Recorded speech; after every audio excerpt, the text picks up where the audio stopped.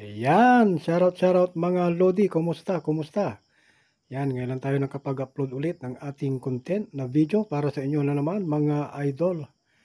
Yan, kung nakikita nyo yan, yung MJM Audio Philippines mga Lodi, yan yung order natin kay Bro Wendell Mabunga mga Lodi. Yan yung Yerushi mga Lodi na sinabi ko noon na bubuin natin at pakakantahin. So ayan na, nataniwan na natin mga Lods. Ayan, pinapakita ko yung pagtatanim natin. Ayan, so ganyan tayo magtanim para maganda yung pagkanta niya mga Lodi. So ayan, yun, malapit na siyang matapos mga idol. So ayan mga Lods, stay lang kayo dyan at tayo ay mag-ano na, ikabit na natin. Ayan, so what's up mga Lods. Ayan, kumusta? Pasensya na kayo mga idol at medyo matagal-tagal na tayong hindi nakapag-upload ng ating mga content patungkol sa mga DIY amplifier mga guys. So ayan, nakikita nyo ba ito mga idol? Yung matagal na nating hindi nabuo. Ngayon mga Lodi, ayan, buo na siya. So ito lang naman yung matagal dito itong mga high voltage na capacitor ito. Ayan, hinanap natin yan at nag-order pa tayo sa overseas. Ayan, ngayon ito na siya. Pakakantahin na natin si Yerushi mga guys. So, ang kanyang AC voltage nito mga idol ay 080 volts. Ayan, so ano pang hinintay natin mga Lodi? At syempre bago natin pakakantahin ang ating Yerushi, huwag niyo pong kalimutan na i-like, i-share ang ating video na ito or content mga Lodi para makatulong din tayo sa iba mga idol. At shoutout din pala sa mga grupo natin MGM Audio Philippines, lalo na kay sa ating pinaka-author si Idol Miguel Varede ng MGM Audio Philippines. At siyempre yung ating mga nagki-create ng board na tayo ay umorder sa kanya ay walang iba mga Lods. So ayan, si Wendell Mabunga. Yan, shoutout bro. Yan, kung gusto pong mag-avail sa kanya ng ganitong mga board mga Lodi, sabihin mo lang yung pangalan na Nelson mga guys para mayroon po kayong discount sa ating bro Wendell Mabunga. So ano pang hinihintay natin mga Lods? Tara na!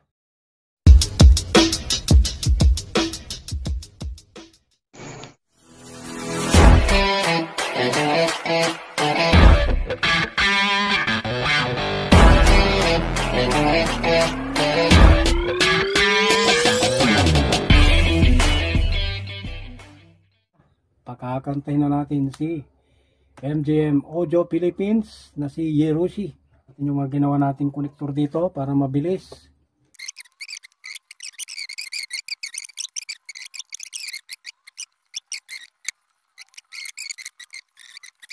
Ang ating gagamiting speaker guys ay naka 4 ohms load tayo mga Lods. Ito siya Yan, dalawa siya na D12 mga idol. Mga guys, pa-power on na natin.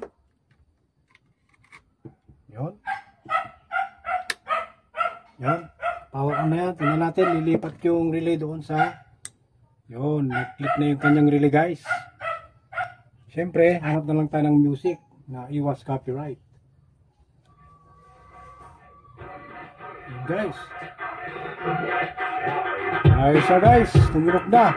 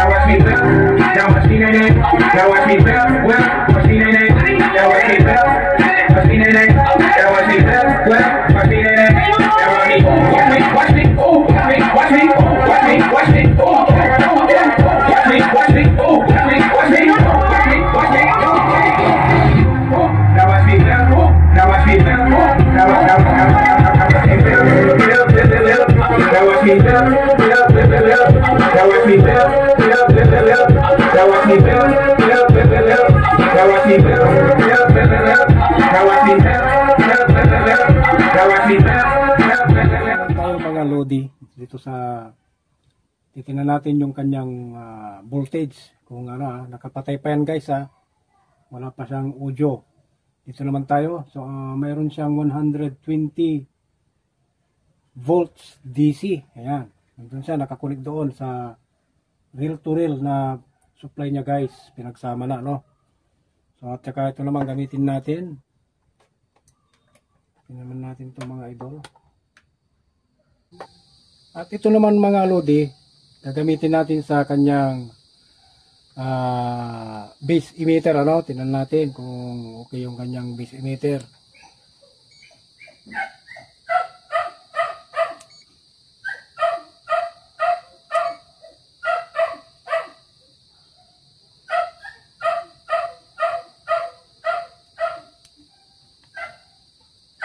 Tingnan natin, hawakan ko na lang siguro ito.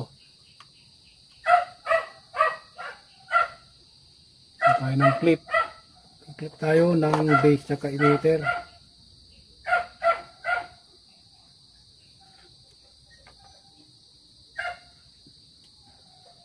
Mga loads, clip tayo ng emitter. Yan. Tsaka yung base niya sa positive. Base sa positive. Yan. Tapos lagay natin dito sa isang tester natin. Yan.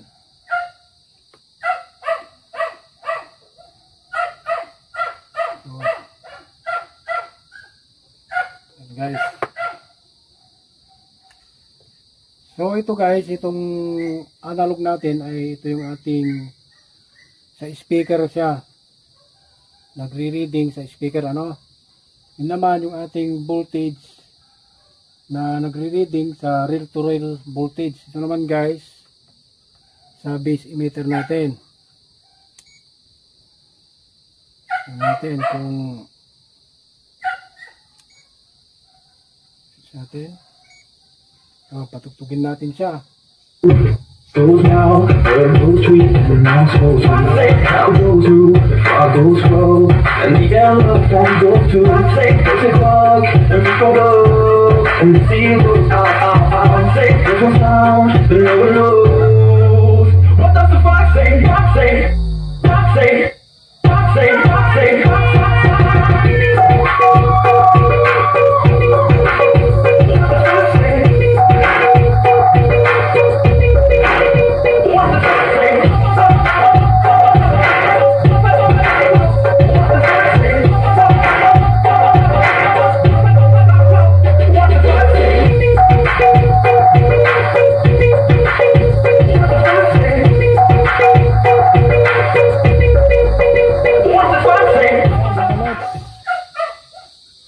Maganda yung kanyang performance ng ating Hiroshi na board galing sa ating Lodi idol na si Wendell Magbunga.